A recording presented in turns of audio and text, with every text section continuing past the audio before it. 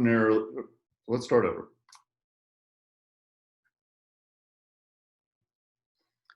Good afternoon. I'm Eric Ford, faculty member at the University of Alabama, Birmingham. And this is my summer series on management trends and ideas. And today we're talking about gender and leadership. Uh, this is particularly timely because today, and I try not to say today very often when I'm recording a lecture because it anchors things in a way I don't really want to. But today was an important day. The United States Supreme Court passed down a ruling that said sex discrimination based on sexual preference or gender identity is illegal. And this is part of Title VII of the 1964 acts that covered a great deal of what we consider the canon of law that governs largely human resources policies in the United States. You may be familiar with things like Title IX, which had a great deal to say about how universities manage themselves, etc. So, gender and leadership. We're going to talk a few things about women in leadership and the various perspectives. This idea of the glass ceiling turned labyrinth, evidence of leadership labyrinth, and I'll talk a little bit about what labyrinth is in a moment. Understanding that same thing that women have to navigate.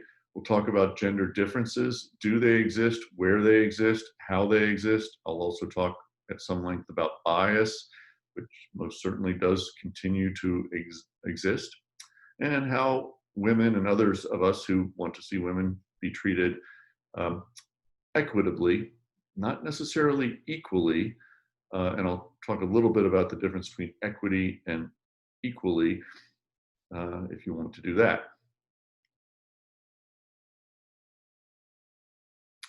So traditionally, management has done an exceedingly poor job of including women and other minorities and other groups in its understanding of how management and organizations work.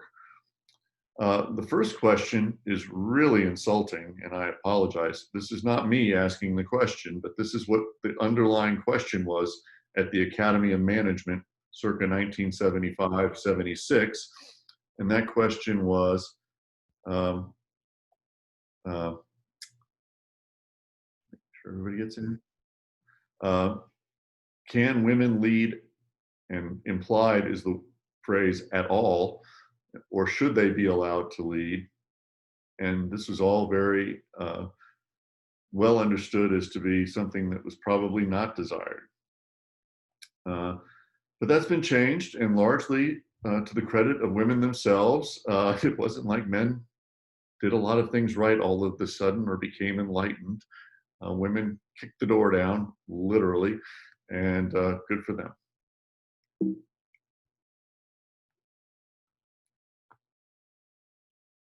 So a couple of the big research questions that persist to this day, and persist may be the wrong word, that are still of interest today is, do men and women lead differently?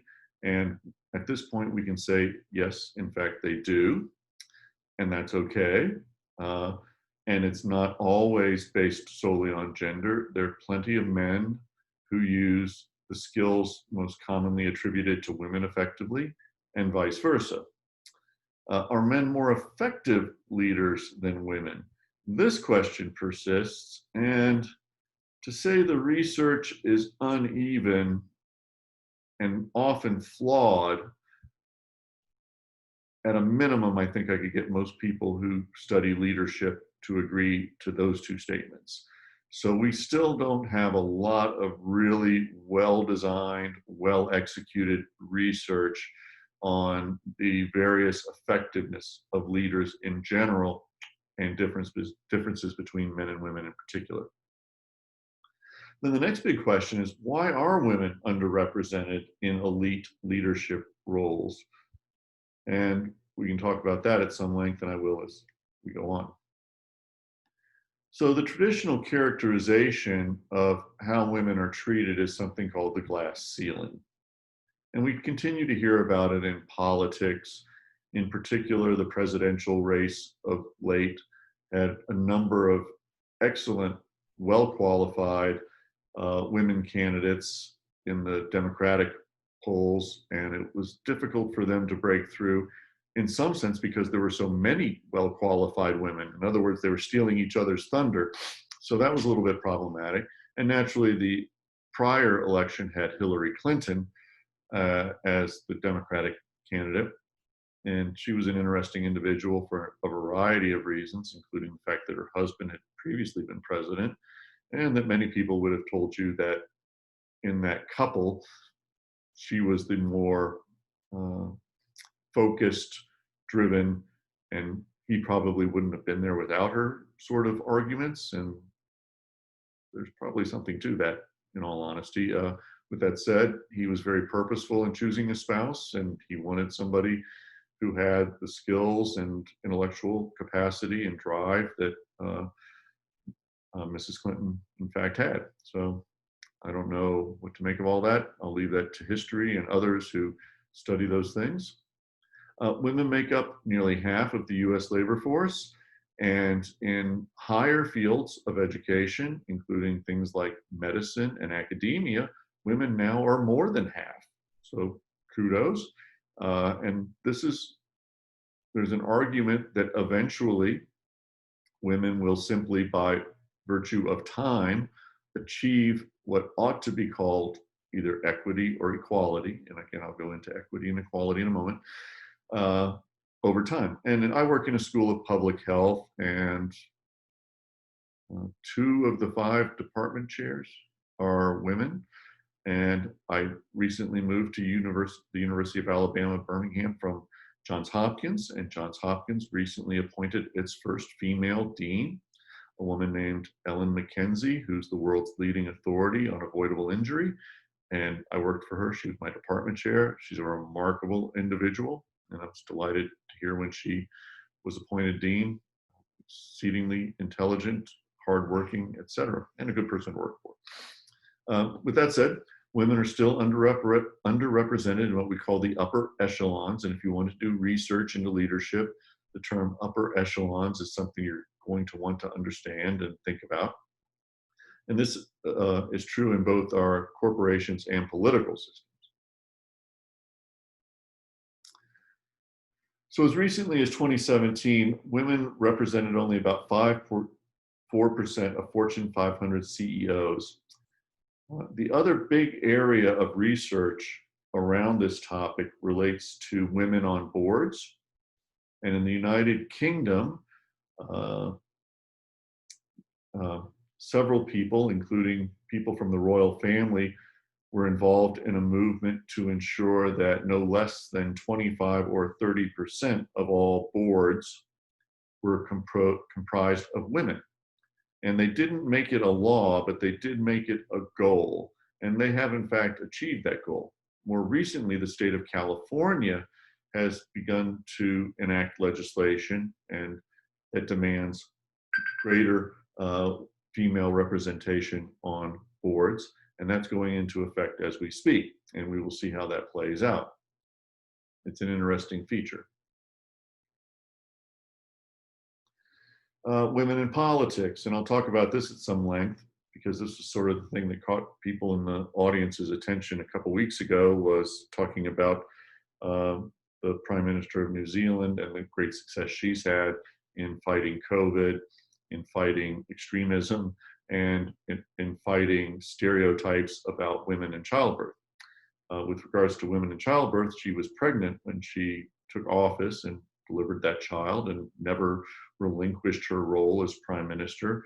She did hand it over temporarily to one of her other PMs, but it was really a model of how women can go through one of life's major revolutions and not have it be an adverse feature. Oddly, in the United States, if you'd have said that the Senate would be the one that was leading in terms of female representation, that's sort of counterintuitive at best, but it does happen. Women of color and minorities, particularly Latinx, are woefully underrepresented in our House of Representatives, although there's one very famous woman, of course. I won't go into all that. We're not doing too bad, by the way, compared to the rest of the world, but we're no beacon of light either. So uh, something to think about.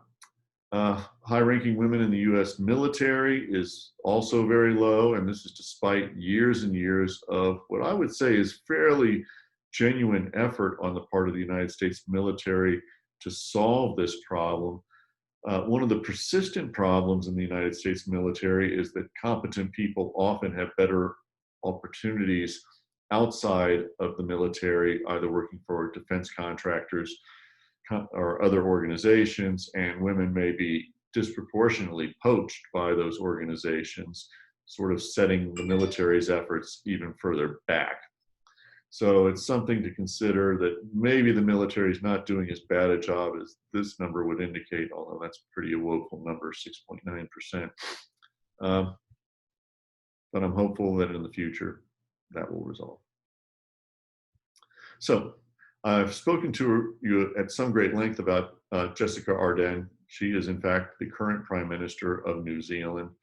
The three big events I mentioned, she came into office pregnant, had that child, and showed that you can, in fact, do one of life's most normal evolutions and retain your office. They also had a very gruesome shooting incident in the South Island where one man systematically murdered a number of people in two mosques.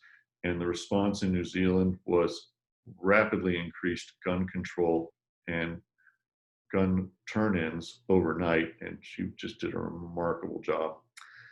Angela Merkel is the German leader, and she's been in office for many years. She was East German by birth. She's an economist by education, so she's a geek like yours truly.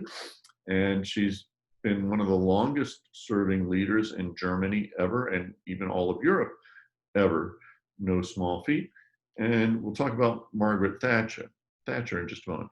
So for just a second, I'm going to watch this video.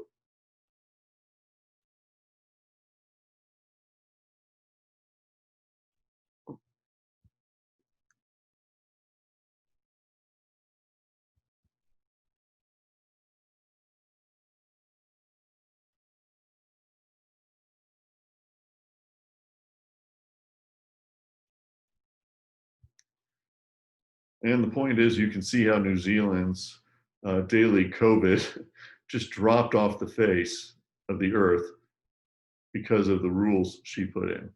With that said, New Zealand and Iceland do have the benefit of being islands, and they could actually shut down all of their tourism and other features. And in fact, you still can't get to New Zealand to this day.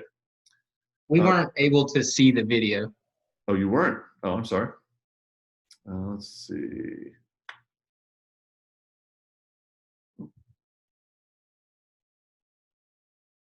Let's see.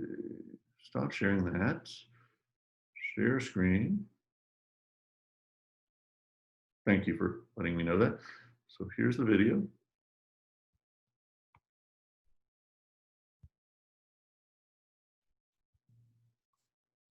Dr. Ford, click that blue arrow at the top, the 5-minute listen. Oh, all right.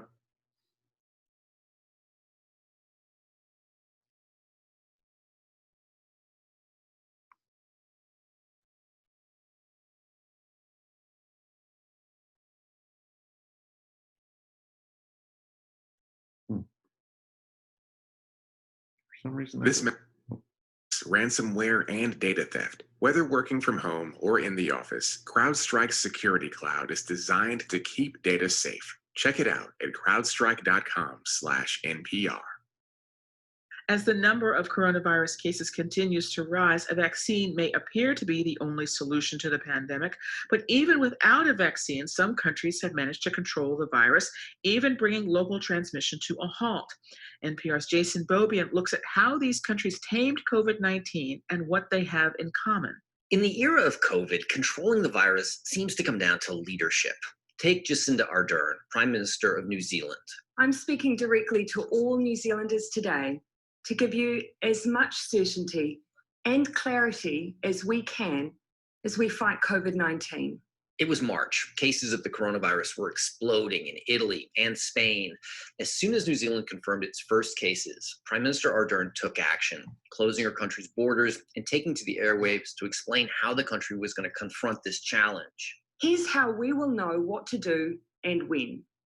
Already in New Zealand, we have warning systems. Ardern was calm, and Susie Wiles says reassuring. Our Prime Minister really made the decision that she did not want what was happening in Italy to happen in New Zealand. Wiles is an associate professor of microbiology at the University of Auckland. She says Ardern declared that New Zealand would act fast and act hard against the virus. But Wiles says it was the Prime Minister's tone that was quite interesting. Unlike many other countries, she never put us on a war footing. Her speeches weren't about attacking an invisible enemy.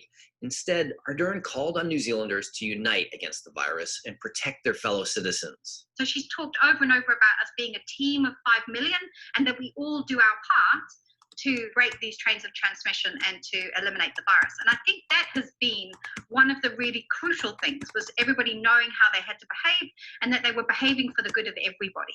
It was a shared view of the problem and a shared responsibility for the solution.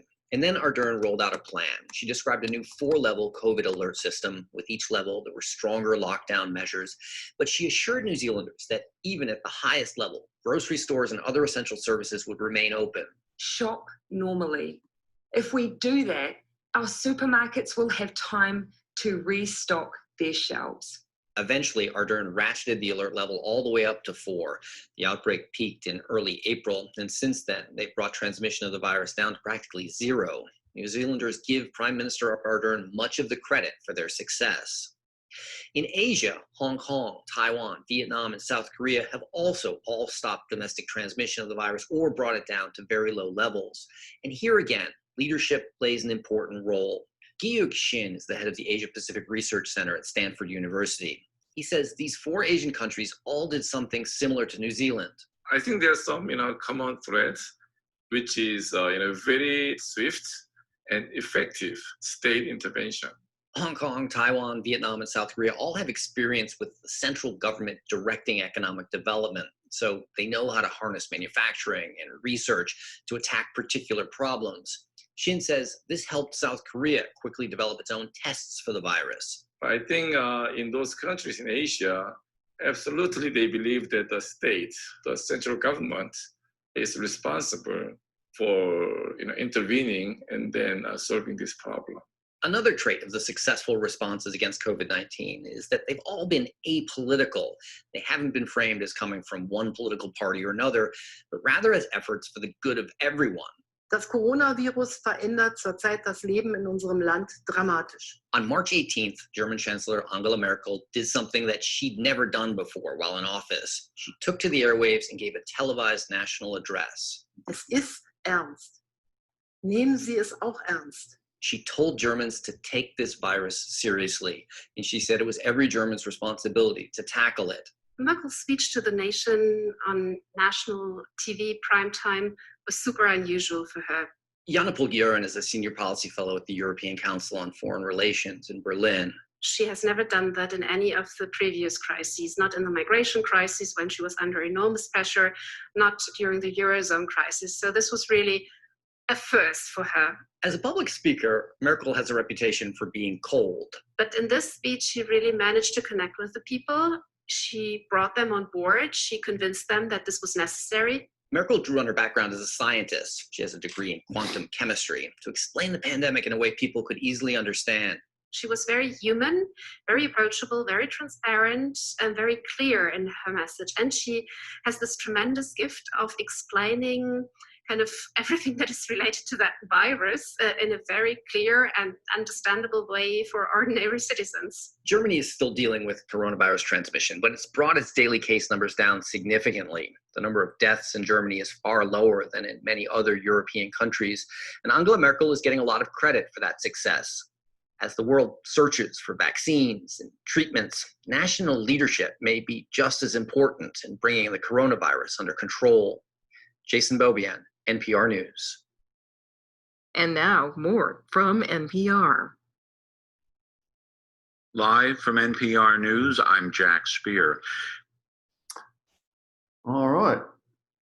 So that was one example. Let me give you one more real quickly. And this is a more historical one and perhaps the best known female leader of a nation. This is from Margaret Thatcher.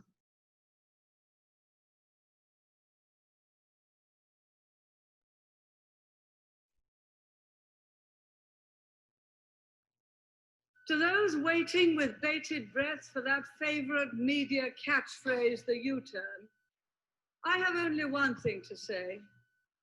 U-turn if you want to.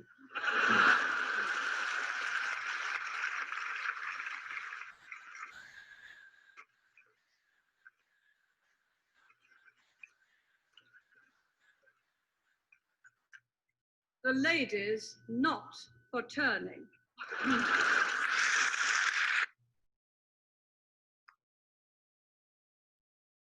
And that's perhaps her most famous statement of all time, to be candid. And she was a remarkable individual. Many people in England and abroad dislike her for her very conservative approach to life and the fact that she closed down many state-owned industries.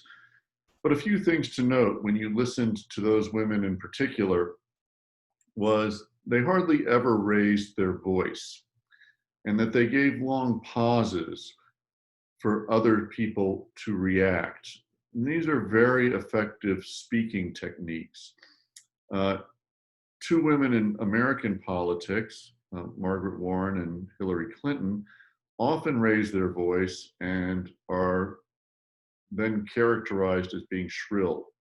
This is unfair, but they do have something called verbal fry at the end of their sentences, which is where the tone gets very pitchy all of a sudden, and it's frankly unpleasant to listen to for most listeners, and therefore they're considered as being or characterized unfairly again as being hysterical is the most horrible word I can think of to apply.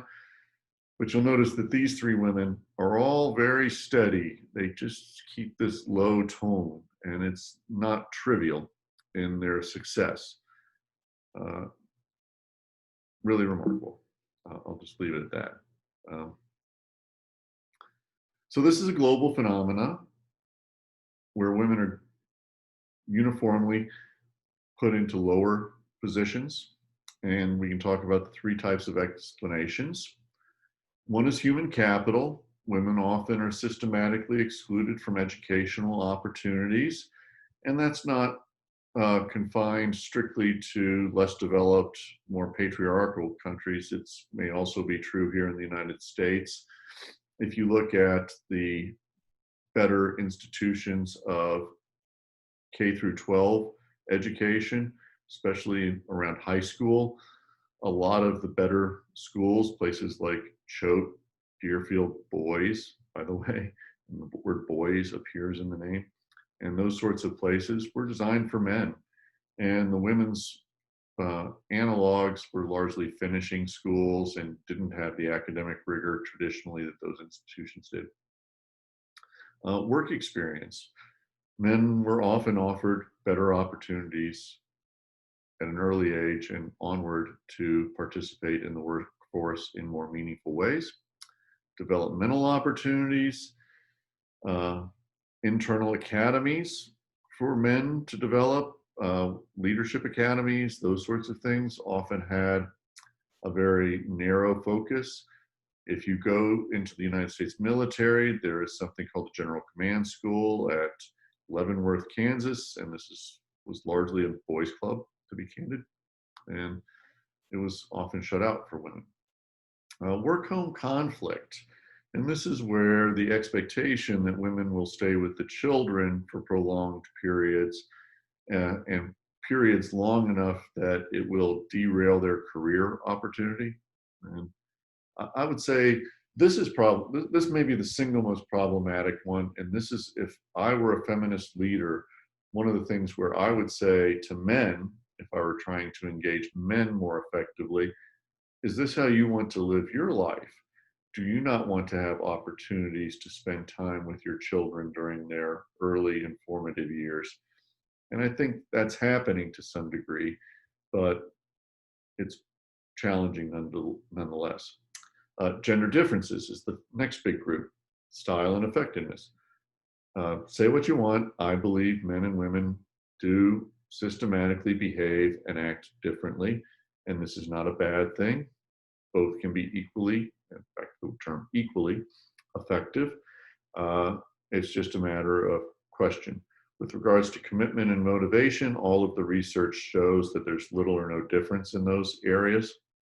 Self-promotion, men are generally better at self-promotion, and it's more accepted by society for men to be self-promoting. When women attempt to do it, it's often viewed negatively, and that's problematic, that women can behave exactly the same as men, and yet it's viewed as being problematic. So those sort of things. And negotiation traits. Men may or may not negotiate different. This is an area that's ripe for more research, or how people go about those negotiations. It's an interesting area, and I'd be curious to see what happens. And there's just straight up prejudice. I'll try to make a brief comparison to the Black Lives Matter and the Me Too movement at the end, and where one is succeeding more effectively than the other. And a lot of that revolves around how they're being managed. But there are gender stereotypes, and I have absolute certitude that women experience it on a near daily basis, and probably multiple times a day, in the same way that African Americans experience racial bias on an ongoing format. Biased perceptions and evaluations. Women are often systematically evaluated to be performing less well than men, despite objective evidence that on things like sales and other things that you can measure quite well, women often excel. Vulnerability and reactance. Women often don't stand up for themselves in the face of these sorts of prejudices, and that's unfortunate. And cross pressures. Believe it or not, women occasionally undermine their own cause, and women will tell other women not to rock the boat. And that may or may not be good advice. I'm not a woman. I would hope that's not the case, but I have seen it firsthand and wondered, and I don't know what to say about it candidly. So gender barriers, and these sort of go to the day-to-day workplace. Women will nod to acknowledge they're receiving information. Men only nod when they agree with what's being said. That's not a trivial difference. Women will find other women to speak to when problems arise. Men tend to internalize these things or go home. Women are relationship oriented. Men are trying to establish status. Women want to build rapport. And then this last one, give information, no questions. This is what I would refer to as mansplaining. I've been guilty of it myself on occasion. I'm very cognizant of it and don't do it now, or try bitterly not to do it. And when I catch myself doing it, stop and back it up as best I can. So those things happen. But these are typical, and there is some evidence that these dynamics do in fact exist. So there's a huge pipeline problem. We often steer women away from STEM education, science, technology, engineering, and mathematics. Therefore, we're just not filling the pipeline. And it's not innate ability. This actually happens in elementary school, where the teachers will heap praise upon young boys for their mathematical and other skills, and more or less dismiss young girls as not having them. So that's how systemic that problem is. It's also leaking. So the front end of the pipeline is not being filled. The pipeline itself is leaking. They're not given managerial positions or the opportunities, and none of this has been properly researched, by the way. Also, I would tell you, even within the household, even when you have stay-at-home dads, oftentimes you'll see the woman as the primary breadwinner, and yet she comes home and will be tasked with many of the traditional roles, despite the fact the man is at home doing it. It's getting better, is my hope, in the casual observations that I have, but it's still hugely problematic.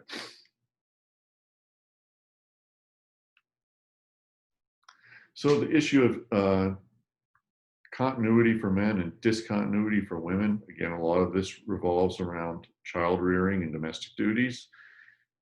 This could be fixed. This idea of the superwoman who doesn't get married, doesn't have kids, does the things that men do. This is hugely problematic. I'm not sure what to make of that, and I don't recommend it. I think there are plenty of superwomen who manage to do it all, quite frankly. It does take good support at home and a good work environment, but these things should not be mutually exclusive. Things like flex time. If you work at an organization where you're the only person who can do your job, and if you can't be there for 2 weeks while somebody else manages it, that's a bad work environment as well. And those things need to change. And we need to have systematic changes. And a lot of that will go toward benefiting women.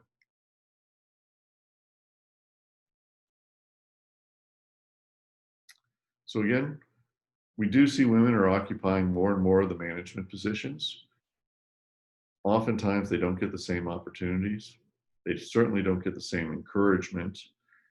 And with regards to the same encouragement, there is an issue of women don't support other women in the workplace. And I haven't seen good studies around this, but both the anecdotal and even my own personal observation is I'm surprised that women don't support one another in the same way men tend to. They don't take on those relationships in a meaningful way that would help one another. And that's usually problematic. In particular, when you get the superwomen who've foregone all of life's other opportunities, whether those be family, marriage, children, they often harbor some great resentment towards other people who are trying to do that thing. That's hugely problematic.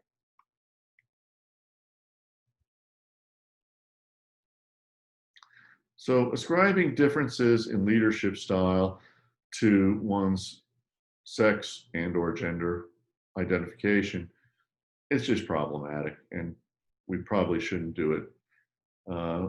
Women are not less task-oriented or more interpersonal than male leaders. There's plenty of men who have a fully formed EQ, emotional intelligence quotient, and it's unfair to those men, by the way, to say they don't.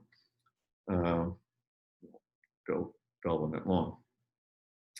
But women are systematically devalued in most workplaces, and there's no getting around it. With regards to transformational leadership rather than static leadership or management, women do tend to be more transformational than men. In healthcare, and I know many people who are taking this course are tired of me harping on healthcare. In fact, we do see more and more women. Sorry, I think there may be a message in here. Just checking quickly. We do see in healthcare that we have more and more women at top echelon roles. And in many ways, healthcare is leading other industries in promoting women into these top transformational roles where they come in, they change the way an organization behaves and the things that it strives to do. This is a topic that's near and dear to my personal heart. I actually study contingency theory, is my main area of research. And women are much better at men at having a sort of plan B. If this doesn't work today, can we switch to something other than our plan? And that's really a powerful statement. The fact that women are able to change their minds and opt into a different set of plans, that's huge. And I mean, it's 2020. If you can't do that today, you shouldn't be running an organization. And if women do it better, well, there you go, right?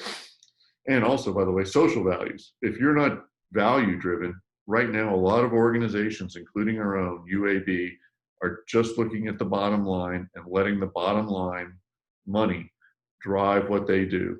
And that is not a good way to be. There are lots of things that are value driven that we should be attending to.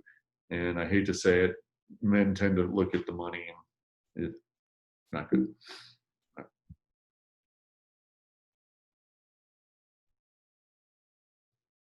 So overall, men and women in all of the studies that are actually rigorous and valid seem to perform equally effective. They don't do the same things necessarily, but they're still equally effective. And I do want to, I've been saying equity versus equality for some while now. Equity is people having the things they want in life that they value and having access to those things in a reasonable format. Equality has the assumption that we all want the same things out of life, and life is going to deliver them to us in the same measure. I do not want equality. Many people want things in life that I don't value. What I want is equity. I want the opportunity to pursue getting the things I want out of life in the way I want, more so. And I don't think that necessarily men and women are fully equal in that we want the same things identically, although to some extent we do. But there's more of this equity issue, is can we pursue our life's goals in a way that's overall important? So when you start to talk about equity and equality, please choose those two words very carefully in your conversations. Again, so women are less effective when things are masculinized. This would often occur in industrial settings where we are building things, those sorts of things, the military, obviously. Alternatively, in service settings is where we typically see women excelling, and that's academia and medicine on the high end, but even in other service settings, restaurants, airlines, etc., we're seeing more of it there.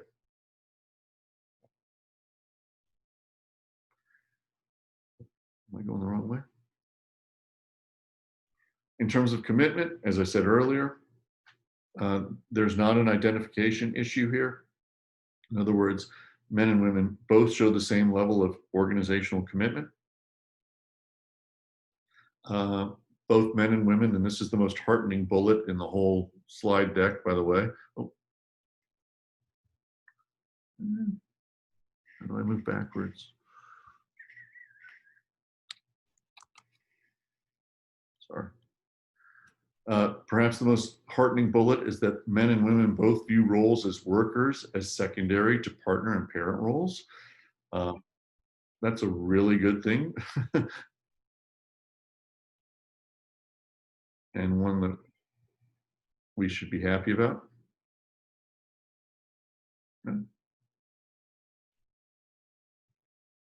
Sorry, the admitting people into the.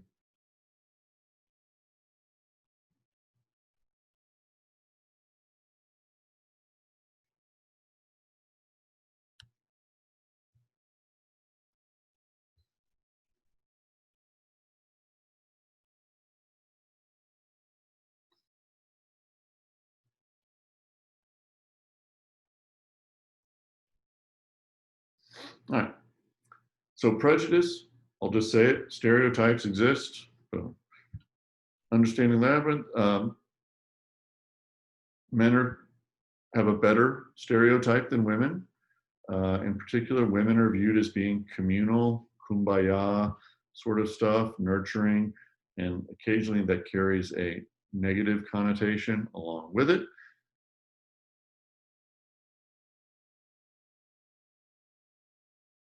Women have the problem of when they behave like men, they are characterized as being, and I'm thinking of a word that starts with B, and that's hugely unfair. I've often heard women say the same things that a man would say, and it was not well received, and there was no reason for that. Penalties for women who violate gender stereotypes. I talked earlier about today's Supreme Court ruling with regards to Title VII and gay rights under gender rules. Price Waterhouse versus Ann Hopkins. Price Waterhouse is now Price Waterhouse Coopers. It's a accounting firm. Ann Hopkins was a woman who typically wore pantsuits, carried off a more masculine Annie Hall look, and was routinely given advice in her evaluations to wear a skirt, put on some makeup, and you'll become partner. And it was really horrific sort of stuff, but that's what happened. And to that end, you see the media coverage with Hillary Clinton.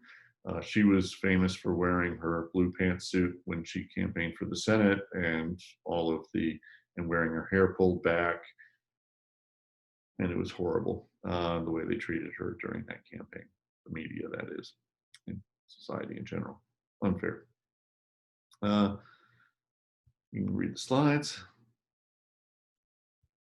How these things affect women. Many women succumb to these pressures and will either take on roles of tokenism, where they're happy to be the one woman at the top and do the things that need to be done.